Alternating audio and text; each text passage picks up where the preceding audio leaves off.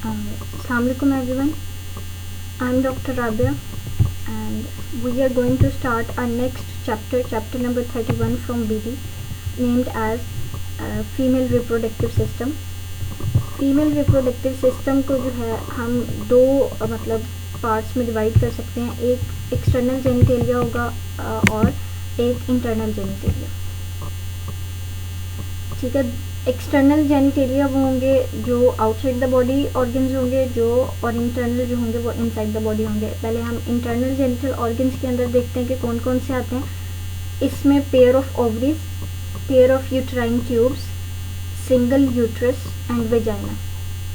जबकि external genital organs के अंदर mons pubis, labia majora, labia minora, clitoris, vestibule of vagina, bulbus of vestibule and the greater vestibular gland.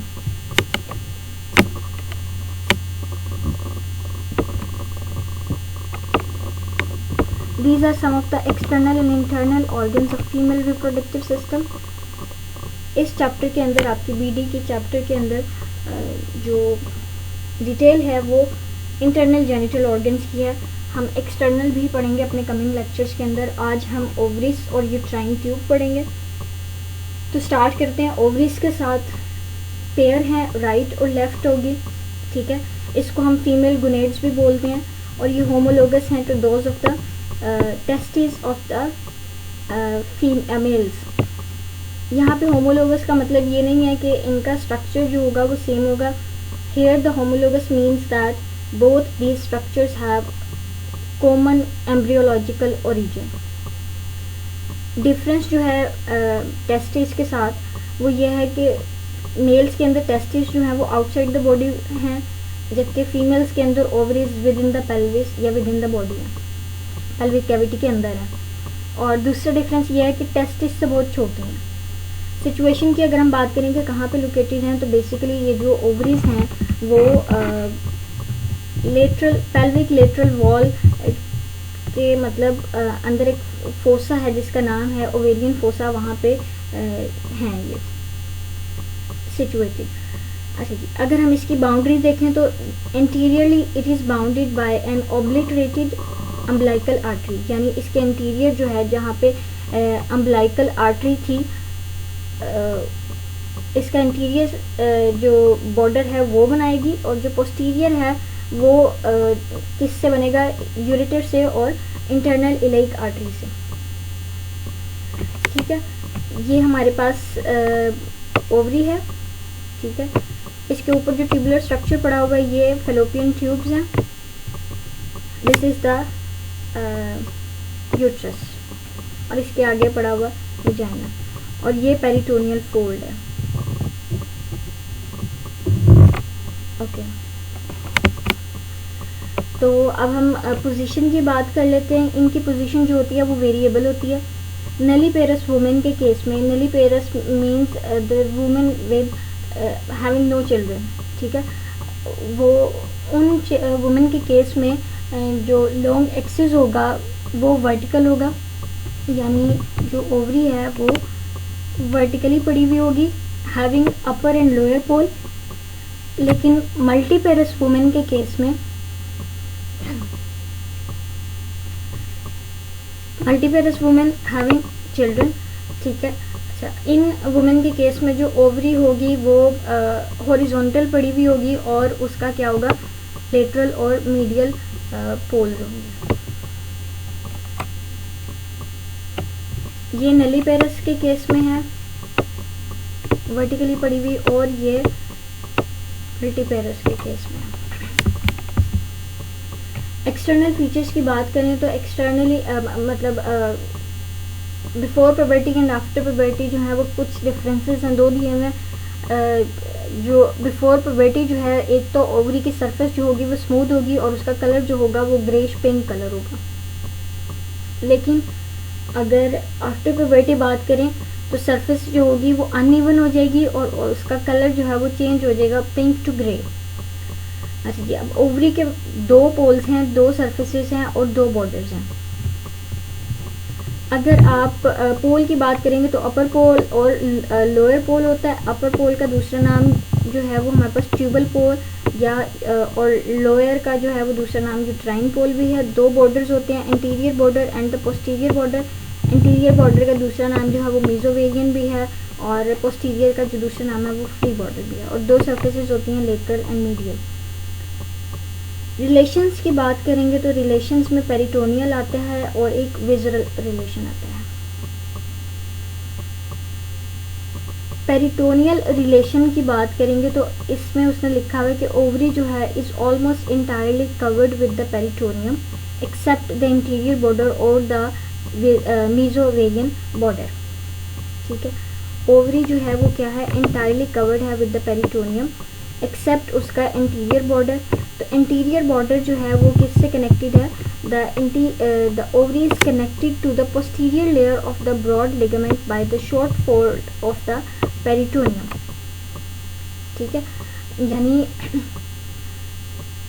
एक peritoneal का fold होता है जो कि उसको कनेक्ट करता है with the posterior layer of the broad ligament. अभी के लिए ब्रॉड लिगामेंट इस तरह से समझ लें कि ब्रॉड लिगामेंट जो है वो एक तो हमने पढ़ा कि वो बेसिकली प्रॉपर लिगामेंट नहीं है, वो फोल्ड है पेरिटोनियम का। ठीक है, और आप ये यहाँ पे जो आपको येलोइश स्ट्रक्चर नज़र आ रहा है, this is the broad ligament. ठीक है, अच्छा जी, और इसके जो है वो दो बॉर्डर्स होते हैं, इंटीरियर और पोस्टीरियर बॉर्डर। इसको इस तरह से समझ लें कि इसके जो है ना वो दो कर्टन्स हैं जिसके बीच में जो है ये स्ट्रक्चर्स पड़े हुए हैं, यानी ये यूरिनरी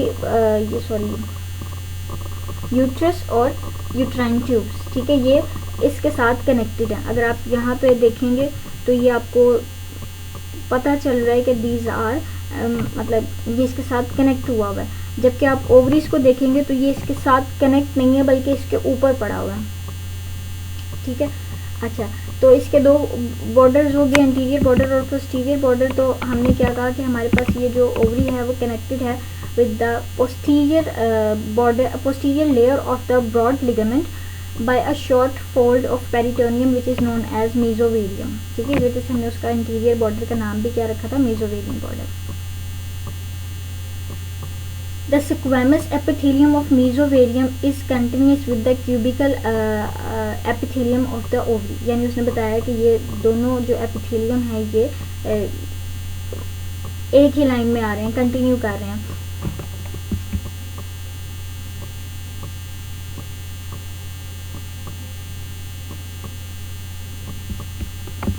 अगर आप यहाँ पे देखेंगे तो ये हमारे पास उसने प्रॉपर उसकी बताई हुई है कि ये हमारे पास कौन सी वेसल्स गुजर रही हैं, पीछे एक्सटर्नल इलेक वेसल्स गुजर रही हैं। इसके आगे मतलब इन वेसल्स के आगे जो हैं वो क्या है, फेलोपियन ट्यूब्स हैं। ये ओवरी है और ये जो है वो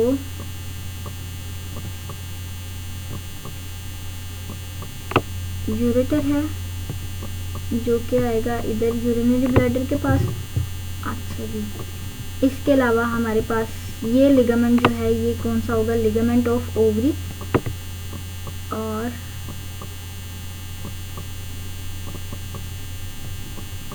ये जो है ये राउंडेड लिगामेंट होगा। ये दूसरे इमेज में सही आएगा आपको नजर, ये ठीक है। ये राउंडेड लिगामेंट ऑफ यूट्रस हो गया, ये लिगामेंट ऑफ ओवरी हो गया। और यहाँ पे हमारे पास एक सस्पेंसरी लिगामेंट होता है जो कि कनेक्ट करता है ओवरी को या मतलब एंकर करता है ओवरी को with in the lateral pelvic wall. ठीक है, और ये ब्रॉड लिगामेंट है जो कि ओरिजिनली ये बेसिकली लिगामेंट नहीं है लेकिन पेरिटोनियल फोल्ड है जो कि उसको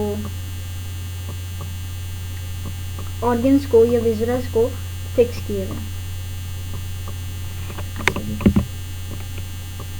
The next is mesovarium transmits the vessels and the nerves to and from the ovary.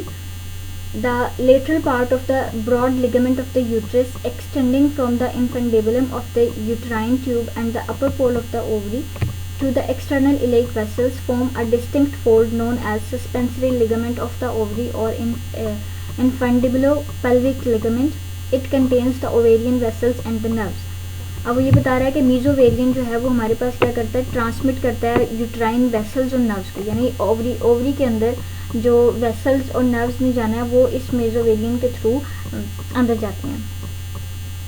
अच्छा, इसके अलावा उसने कहा कि हमारे पास ये जो लेटरल पार्ट है ब्रॉड लिगामेंट का वो एक्सटेंड करता है infundibulum of the uterine tube and the upper pole of ovary, और एक डिस्टिंक्ट फोल्ड बना देता है जिसको हम सस्पेंसरी लिगामेंट बोलते हैं। इनफंडिबुलम ऑफ ये यूट्राइन ट्यूब जो है वो हमारे पास एक स्ट्रक्चर है जो कि ओविडक्ट का है, वो हम अभी थोड़ी देर में आगे पढ़ लेंगे। यहाँ वहाँ पे एक फिंगर लाइक प्रोजेक्शंस होती हैं, उसके पिछला जो पार्ट है वो जो है फनल शेप्ड, उसको हम इनफंडिबुलम बोलेंगे। अच्छा जी, सस्पेंसरी लिगामेंट हो गया। हमने क्या कहा कि ये भी पेरिटोनियल फोल्ड है जो कि कनेक्ट करता है ओवरी को with that of the pelvic wall. अच्छा जी, it also contains the blood vessels and the nerves. अगर आपको ये डायग्राम याद हो तो यहाँ पे क्या है, ये वेसल्स और नर्व्स हैं जो कि मतलब अंदर जाएंगी ओवरी के। ओके जी, ये था हमारा पेरिटोनियल रिलेशन। इसमें 3 से 4 बातें लिखी हुई थी। नेक्स्ट हमारे पास है विजरल रिलेशन। इसमें अगर हम अपर पोल की बात करें तो ये ब्रॉडर होगा देन द लोअर पोल, ठीक है, और it is related to the uterine tube and the external iliac when.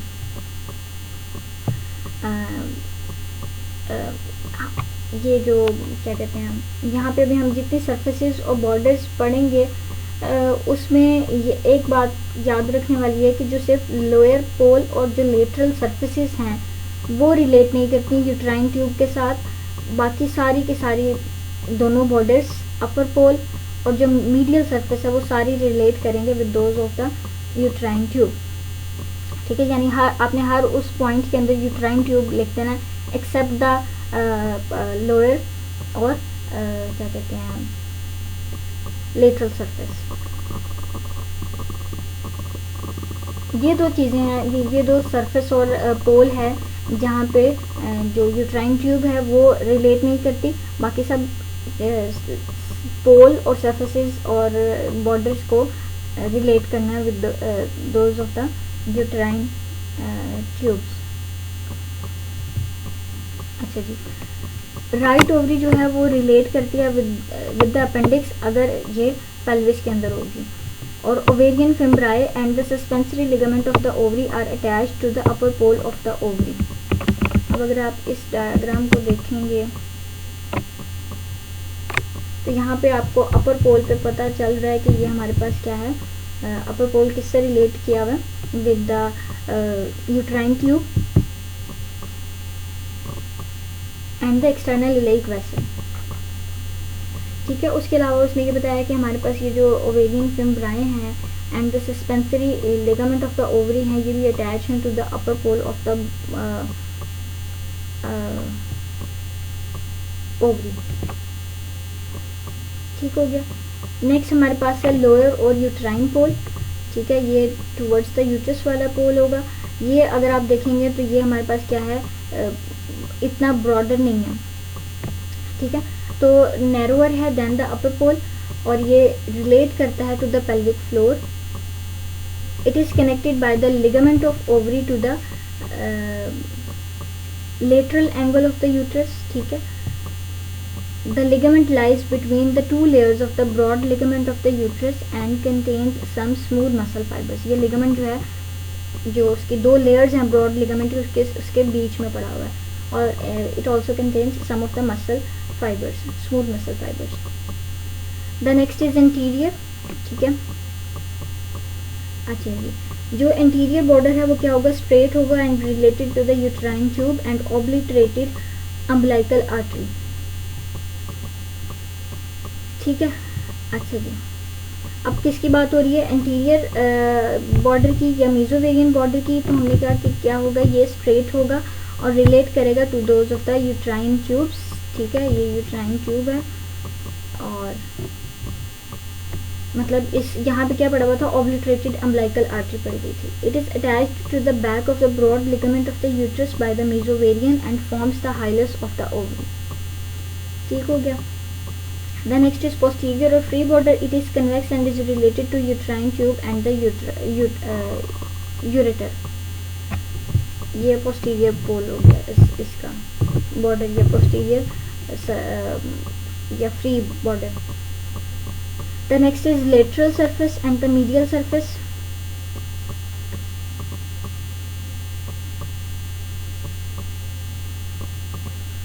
अब लेटरल सरफेस वो सरफेस होगी जो कि मतलब ओवेरियन फोसा वाली होगी, ठीक है, यानी वॉल की तरफ वाली होगी, पेल्विक वॉल की तरफ वाली होगी। It is lined with the parietal peritoneum and this peritoneum separates the ovary from the obturator vessels and the nerves. ठीक है, यानी वो बता रहा है कि वॉल और ओवरी के बीच में हमारे पास पेरिटोनियल जो है वो पेराइटल पेरिटोनियम पड़ी हुई है, और ये पेरिटोनियम जो है वो सेपरेट करती है ओवरी को from the obturator nerves and the vessels. The next is the medial surface. It is largely covered by the uterine tube. ये आपको नज़र आ रहा है कि ये बहुत मतलब ज़्यादा एरिया जो है वो कवर किया हुआ बाय द यूट्राइन ट्यूब। और the peritoneal recess between the mesosalpinx and this surface is known as ovarian bursa. ठीक है, वो यहाँ पे बता रहा है कि इन दो चीज़ों के बीच में जो पेरिटोनियल रिसेस बच जाता है उसको हम ओवेरियन बर्सा कहते हैं। ठीक है, नेक्स्ट हम बात करते हैं सप्लाई की। आर्टीरियल सप्लाई, ब्लड सप्लाई जो है वो बेसिकली हमारे पास ओवेरियन आर्टरी से जो है वो आती है। ओवेरियन आर्टरी जो है वो हमारे पास अराइज होती है from the abdominal aorta just below the renal artery. Renal artery के नीचे एब्डोमिनल एओर्टा से एक ब्रांच आती है जिसको हम ओवेरियन आर्टरी कहते हैं। ओवेरियन आर्टरी जो है वो डिसेंड करेगी over the posterior abdominal wall और एंटर करेगी सस्पेंसरी लिगामेंट ऑफ ओवरी। इसके बाद ये ब्रांचेस जो है वो देगी to the ovary through the मेसोवेरियम।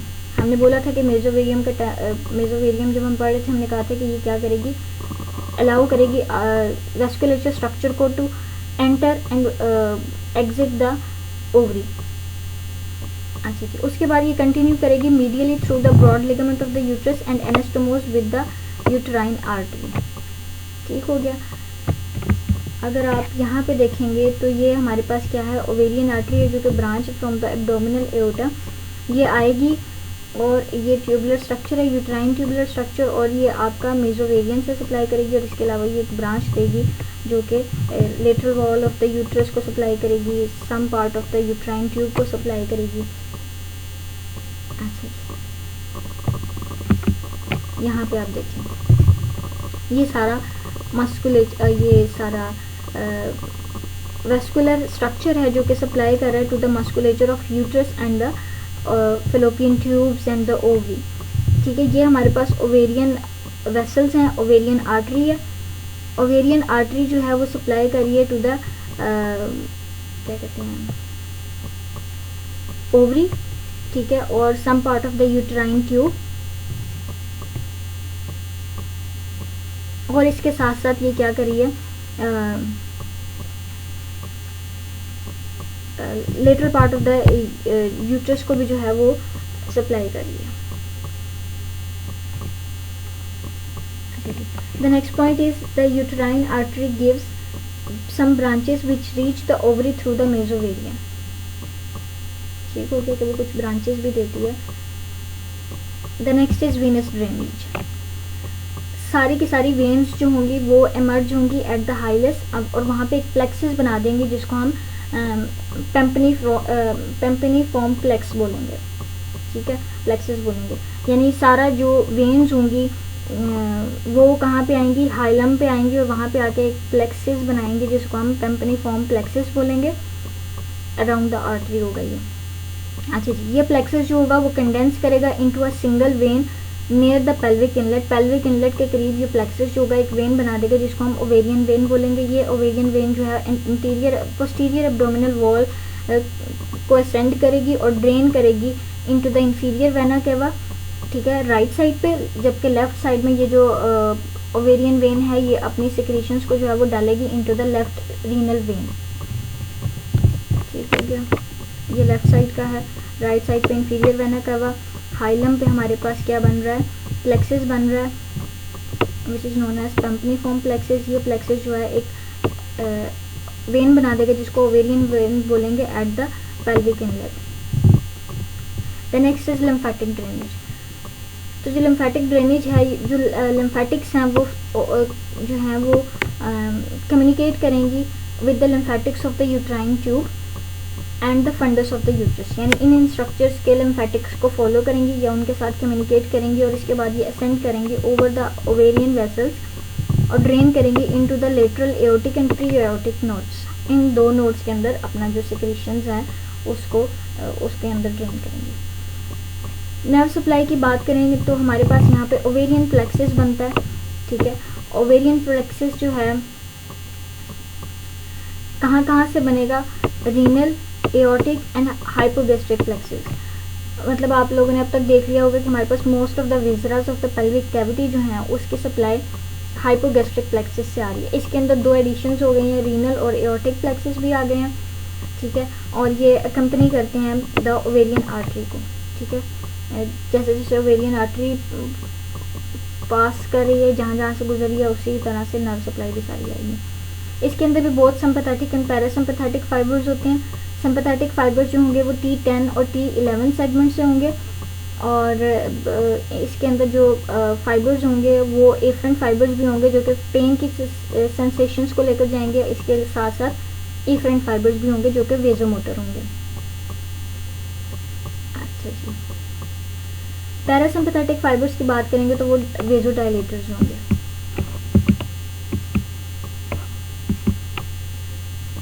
Function की अगर हम बात करें तो फंक्शन में जो है इसके दो फंक्शन है, एक तो प्रोडक्शन ऑफ oocytes है और दूसरा प्रोडक्शन ऑफ हार्मोन है। प्रोडक्शन ऑफ oocyte की बात करेंगे तो जो रिप्रोडक्टिव लाइफ स्पैन होगा फीमेल का अबाउट 30 ईयर्स है from puberty to the menopause. उसमें जो ओवरीज का काम है वो क्या है, सेकेंडरी oocyte ये मेच्योर जो है वो एग को रिलीज करना है पर मंथ। ठीक है, जिसको हम ओवेरियन साइकिल बोलते हैं ऑफ अबाउट 28 डेज। अब यही कह रहे हैं कि liberation of the oocyte from the ovary is called the ovulation and it occurs on or about the 14th day of the 28 day menstrual cycle. जो 28 डेज का साइकिल होता है उसके 14 डे पे या अबाउट 14th डे पे जो है वो क्या होगा कि फोलिकुलर सेल से oocyte जो है उसको रिलीज कर दिया जाएगा और उसके रिलीज को हम ओव्यूलेशन बोलते हैं। ये 28 डे का जो साइकिल होता है ये अपनी लेंथ में जो है वो वेरिएंस शो करता है और ये जो वेरिएशन आती है इस साइकिल के अंदर ये प्री ओव्यूलेटरी फेज के अंदर वेरिएशन की वजह से आता है, जबकि पोस्ट ओव्यूलेटरी फेज जो है वो कांस्टेंट होता है विच इज़ अबाउट मतलब 12 टू मतलब वो 14 डेज का कांस्टेंट होता है। अच्छा जी, the next is oocyte is viable for about 12 to 24 hours, यानी जब oocyte रिलीज किया जाता है तो उसके रिलीज होने के 12 to 24 आवर्स तक फर्टिलाइजेशन हो सकती है। जब वो फ्यूज करेगा विद द स्पर्म तो वो जो है वो ज़ाइगोट बनेगा। The next is production of hormones. इसमें एस्ट्रोजन जो है वो सिक्रीट किया जाता है by the follicular and para luteal cells, जबकि प्रोजेस्टेरोन जो है वो हार्मोन है वो सिक्रीट किया जाता है by the luteal cells. Histology की बात करें तो यहाँ पे हमारे पास जो है सबसे पहले जर्मिनल एपिथेलियम आती है। ठीक है, ये क्यूबिकल सेल से मिलकर बनी हुई होती है and over the surface of the ovary होती है। It is derived from the peritoneum. Germinal epithelium है तो हमारे माइंड में ये जो है वो ख्याल आएगा कि माइट पॉसिबल कि ये लेयर जो है वो oocyte को रिलीज कर रही है। जर्मिनल लेयर है ना, नाम से पता चल रहा है कि ये जो है वो उनको जर्मिनल सेल्स को यानी स्पर्म्स को या oocyte को रिलीज करेगी, लेकिन ऐसा नहीं है। बेसिकली oogonia जो हैं वो डेवलप होते हैं before birth from the primordial germ cells. ठीक है, ये अगर आप माइटोसिस मियोसिस वाले लेक्चर को याद करेंगे या उस टॉपिक को याद करेंगे तो उसमें हमने oogenesis और स्पर्मेटोजेनेसिस पढ़ी थी, ठीक है। अच्छा जी, नेक्स्ट टू जर्मिनल एपिथेलियम हमारे पास, या डीप चले जाएं तो फिर हमारे पास एक लेयर आती है, एक वाइटिश सा कैप्सूल आता है जिसको हम ट्यूनिका अल्बुजिनिया बोलते हैं। ये बेसिकली क्या होती है, ये थिन लेयर होती है डेंस इरेगुलर कनेक्टिव टिश्यू की। इसके डीप चले जाएं तो हमारे पास जो है वो कॉर्टेक्स आता है, ठीक है। ये हमारे पास स्ट्रक्चर है इसका ओवरी का, ठीक है। सबसे पहली वाली जो लेयर है वो क्या होगी, जर्मिनल एपिथेलियम। इसके नीचे जो है हमारे पास एक वाइट स्ट्रक्चर होता है जो कि डेंस इरेगुलर कनेक्टिव टिश्यू का होता है, जिसको हम ट्यूनिका अल्बुजिनिया बोल रहे हैं। अच्छा जी, उसके नीचे हमारे पास क्या आता है, कॉर्टेक्स आता है। इस कॉर्टेक्स के अंदर हमारे पास डिफरेंट जो हैं वो ओवेरियन फॉलिकल्स होते हैं, जो कि डिफरेंट स्टेजेस ऑफ डेवलपमेंट में गुजर रहे होते हैं, ठीक है। जैसे यहाँ पे आप देखें कि हमारे पास प्राइमरी फॉलिकल है, फिर वो सेकेंडरी फॉलिकल, फिर वो मैच्योर होगा इनटू द ग्राफिन फॉलिकल, ठीक है, और फिर वो रिलीज कर देगा oocyte को। रिमेनिंग जो होगा वो क्या होगा, कॉर्पस ल्यूटियम, वो रिलीज करेगा प्रोजेस्टेरोन को, और आहिस्ता आहिस्ता वो डीजनरेट होना शुरू हो जाएगा, और वो हमारे पास क्या किस में कन्वर्ट हो जाएगा, corpus albicans. This is the cycle, ठीक है। 28 डे साइकिल जो है उसके अंदर ये हो रहा होता है ओवरी के अंदर। जबकि यूट्रस के अंदर वॉल प्रिपेयर की जा रही होती है, और ओव्यूलेशन के बाद फर्टिलाइजेशन नहीं होती, तो आहिस्ता आहिस्ता वॉल जो वो मतलब डिग्रेड होना शुरू हो जाती है और डिस्चार्ज होता है। अच्छा जी, हो गया ये कि हमारे पास ये कॉर्टेक्स जो है वो हमारे पास ट्यूनिका अल्बुजिनिया के नीचे वाला रीजन होता है, और इसके अंदर हमारे पास ओवेरियन फॉलिकल्स होते हैं जो कि अपनी वेरियस स्टेजेस ऑफ डेवलपमेंट में होते हैं। Each follicle contain one oocyte, यानी हर फॉलिकल के अंदर एक oocyte होगा, and one follicle matures every month and shades and oocyte। Follicle जो है अपने पूरे साइकिल के टाइम मैच्योर होगा और oocyte को रिलीज करेगा। Total of 400 oocytes are ovulated in the reproductive life of a female. After the oocyte is liberated, the Graafian follicle is converted into a structure known as corpus luteum, और ये secretory structure है, ये हमने पढ़ लिया।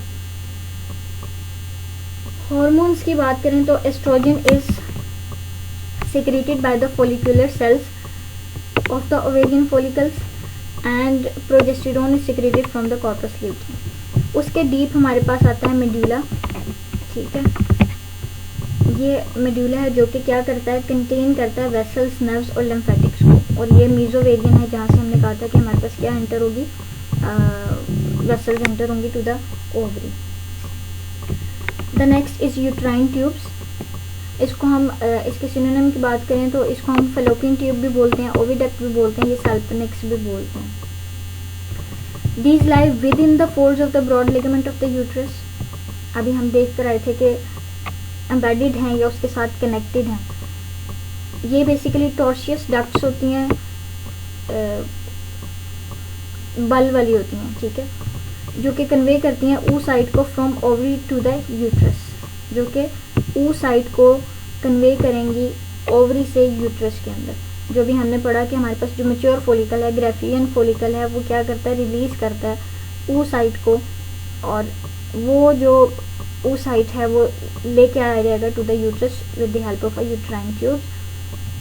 Spermatozoa introduced into the vagina pass up into the uterus, ठीक है। जो स्पर्म है जो कि वेजाइना के अंदर आता है उसको ऊपर लेकर आया जाएगा यूट्रस के, और वहाँ से जो है वो यूट्राइन ट्यूब के अंदर आएगा। फर्टिलाइजेशन जो है वो mostly lateral part of the tube, एक इस्थमस पार्ट है यूट्राइन ट्यूब का, वहाँ पे फर्टिलाइजेशन होती है। अच्छा जी, अगर हम सिचुएशन की बात करें तो these are situated in the free upper margin of the broad ligament of the uterus.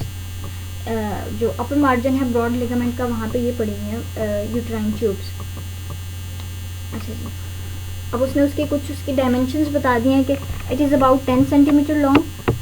Lateral and पर यूट्राइन ट्यूब ओपन होगी पेरिटोनियल कैविटी के अंदर through the abdominal ostium. This ostium is about 3 millimetre in diameter, यानी ये जो finger like projections हैं जिसको हम फेम्ब्रिया बोलेंगे, ये पेरिटोनियल कैविटी के अंदर ओपन होंगी with the help of a abdominal ostium, और इसका डायमीटर 3 मिलीमीटर है। The next is lateral end of the uterine tube. ये हमारे पास यूट्राइन ट्यूब है जो कि lateral angle of the uterus से निकल रही है। टॉर्सियस स्ट्रक्चर है, यहाँ पे नहीं बना हुआ, दूसरी आपकी डायग्राम है वहाँ पे बना हुआ है। अच्छा जी, नेक्स्ट इज फिर ये हमारे पास जो है ये बल्क आएगी और ये हमारे पास एंड पे जो है वो फिंगर लाइक। इसके पार्ट्स देख लेते हैं। इसका सबसे पहला एक तो यूट्राइन पार्ट होगा जो कि विद इन द यूट्रस पड़ा हुआ होगा, ठीक है। नेक्स्ट हमारे पास इस्थमस पार्ट होगा जो नैरोएस्ट पार्ट होगा। उसके बाद हमारे पास आएगा एम्प्यूला, ये कर्व होगा और फिर हमारे पास एक फनल शेप्ड आ जाएगा जिसको हम इनफंडिबुलम बोलेंगे और ये एंड करेगा at a finger like projections which are known as fimbriae. Secondary oocyte release किया जाएगा, वो इन फिम्ब्राई के थ्रू कैप्चर होगा और इसके बाद यहाँ से यूट्राइन ट्यूब के अंदर आएगा।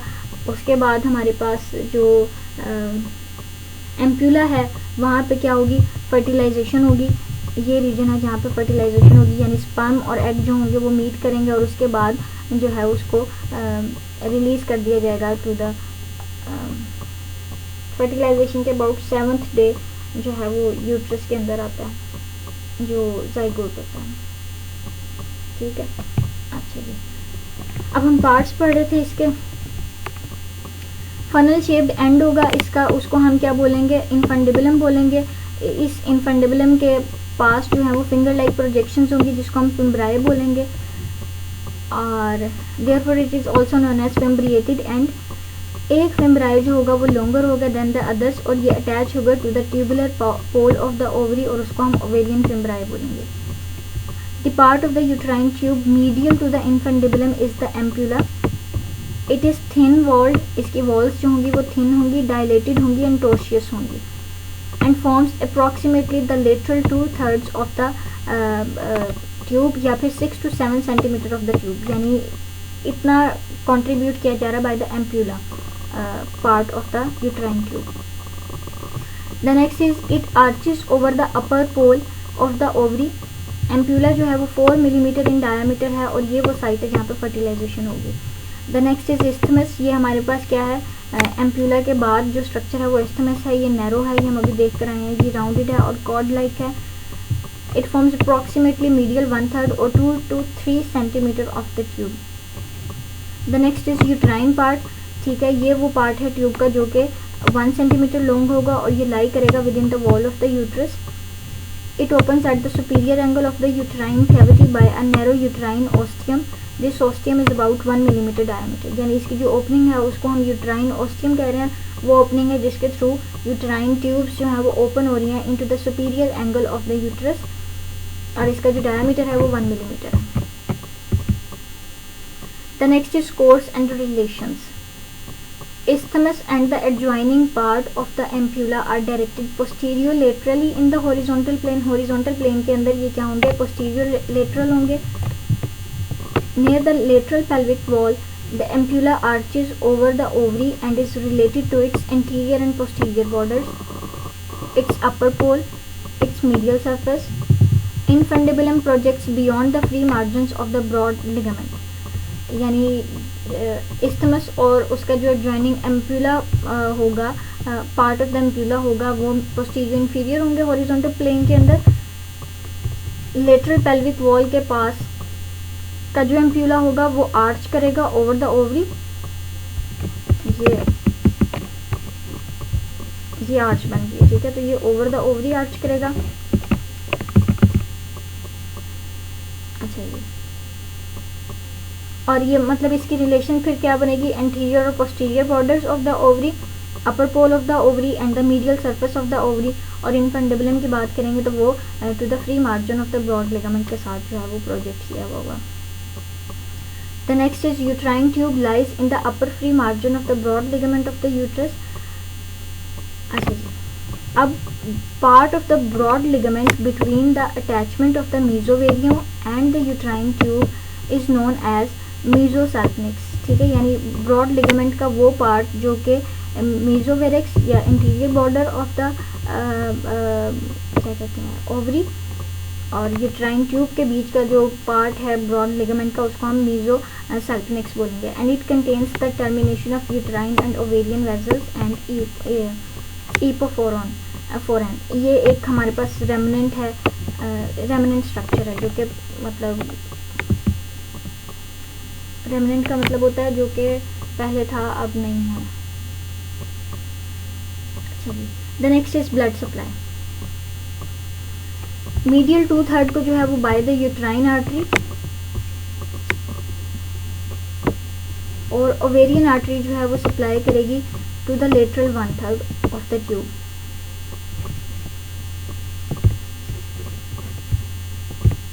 एक सेकेंड,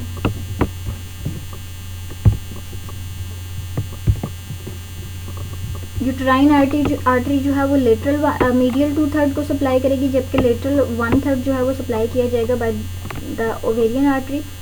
वेन्स जो होंगी वो पैरेलल रन करेंगी विद द आर्टरीज और ड्रेन होंगी इन द पेम्पिनिफॉर्म प्लेक्सिस, और फिर वहाँ से वो उसी तरह से जाएंगी ओवेरियन वेन के थ्रू, मतलब अपने अपने रिस्पेक्टिव जो हमने भी पढ़ा, राइट साइड में वेन इंफीरियर वेना कवा और लेफ्ट साइड पे क्या कहते हैं उसको, renal vein. The next is lymphatic drainage. वो ये कह रहा है कि most of the tubular lymphatics जो हैं वो ज्वाइन करेंगे लिम्फेटिक्स ऑफ द ओवरी को, यानी जिस तरह से ओवरी का लिम्फेटिक जाएगा उसी तरह से यूट्राइन ट्यूब का लिम्फेटिक जाएगा, और वो ड्रेन होगा into the lateral aortic and pre aortic nodes. जो लिम्फेटिक्स है इस्थमस का, वो एकम्पनी करेगा round ligament of the uterus को और ड्रेन करेगा into the superior inguinal node के अंदर। नर्व सप्लाई की बात करें तो इसको nerve supply sympathetic and parasympathetic दोनों फाइबर्स के थ्रू होगी along the uterine and ovarian arteries, यानी जहाँ जहाँ से यूट्राइन आर्टरी, यूट्रस और ओवेरियन आर्टरी गुजर रही है उसके अलॉन्ग जो है ये सिंपैथेटिक और पैरासिम्पैथेटिक फाइबर जो है वो रन करेंगे। सिंपैथेटिक सप्लाई जो होगी वो हमारे पास कहाँ से होगी, हाइपोगैस्ट्रिक प्लेक्सिस के थ्रू होगी, यानी T10 to L2 सेगमेंट्स के थ्रू। इनके पास एफरेंट और इफरेंट फाइबर्स होंगे, ठीक है। अच्छा जी, जो लेटर वन है वो वेजोमोटर होगा और वो क्या करेगा, perhaps it stimulate the tubular peristalsis, लेकिन वो कहते हैं कि ये जो पेरिस्टालसिस है ये mainly under the hormonal control होती है। पैरासिम्पैथेटिक नर्व्स की अगर वो बात कर रहा है तो वो ये कह रहा है कि पैरासिम्पैथेटिक नर्व्स जो हैं वो डिराइव्ड होती हैं from the vagus for the lateral half of the tube. Lateral half of the tube के लिए मतलब वेगस से आ रही होती है, और इसी तरह से from the pelvic splanchnic nerves from the S2, S3 and S4 segments of the spinal cord for the medial half. Lateral half के लिए वेगस से और मीडियल हाफ के लिए उसी तरह से हाइपोगैस्ट्रिक प्लेक्सिस से या from the splanchnic nerves of the S2, S3 and S4, and they inhibit the peristalsis and produce the vasodilation. Histology की बात करें तो इसमें 3 लेयर्स आती हैं। आउटर मोस्ट सीरस लेयर आती है जो कि डिराइव्ड होती है from the peritoneum. Middle layer जो होती है वो मस्कुलर होती है, इसके अंदर भी फर्दर 2 लेयर्स होती हैं, सर्कुलर और लॉन्गिट्यूडनल मसल्स, और इनर मोस्ट जो होती है वो हमारे पास म्यूकोजल लेयर होती है जो कि म्यूकस सिक्रेशन से रिलेटेड होती है। मिडल लेयर की बात करें तो ये हमारे पास inner thick circulating rings of the smooth muscle fibres और outer thin region of longitudinal smooth muscle fibre, यानी इनर सर्कुलर रिंग होगी स्मूथ मसल्स की, आउटर लॉन्गिट्यूडनल रिंग होगी स्मूथ मसल्स की, लॉन्गिट्यूडनल स्मूथ मसल्स होंगे। अब वो बता रहा है कि ये जो मस्कुलर लेयर है ये थिक होगी इस्थमस पार्ट के अंदर और थिन होगी एम्प्यूला के अंदर। The circular muscle coat is thickest in the isthmus and acts as a sphincter which delays the progress of zygote towards the uterus until it is sufficiently mature for implantation। यहाँ पे वो बता रहा है कि हमारे पास ये जो सर्कुलर मसल है वो क्या होता है, थिक होता है इस्थमस के पार्ट के अंदर, और ये थिकनिंग जो है एक स्फिंक्स्टर का काम करती है, यानी ज़ाइगोट को यूट्रस के अंदर जो है वो जाने से रोकती है अगर वहाँ पे यूट्रस की प्रॉपर जो है वो प्रिपरेशन नहीं हुई हुई या अभी तक वो इतनी मैच्योर नहीं हुई कि वो इम्प्लांट कर सकें। The next is inner mucosal membrane, ठीक है, it is lined by the ciliated columnar epithelium mixed with the non ciliated secretory cells which are known as PEG cells. The mucous membrane is thrown into complicated folds which fill up the lumen of the tube, ठीक है, जो mucous membrane है वो fold बनाती है within the cavity या uterine tube. और अच्छा जी, in the isthmus there are only 3 to 6 primary folds. isthmus के अंदर ये folds जो हैं वो सिर्फ कितने हैं, 3 to 6 हैं. और cilia हैं, they tend to disappear, but in the ampulla the folds are more complex and exhibits the secondary and even tertiary folds, ठीक है. यहाँ पर उसने उसका बताया कि हमारे पास क्या है, folds, folding system बताया basically. This is all about ovaries and the uterine tube. Coming lecture में हम इंशाल्लाह यूट्रस और वजाइना पढ़ लेंगे. आई होप आपको सब कुछ समझ आ गया होगा. जो नहीं समझ आएगा मुझसे पूछ लीजिएगा, ठीक है जी. Thank you. अल्लाह हाफिज़.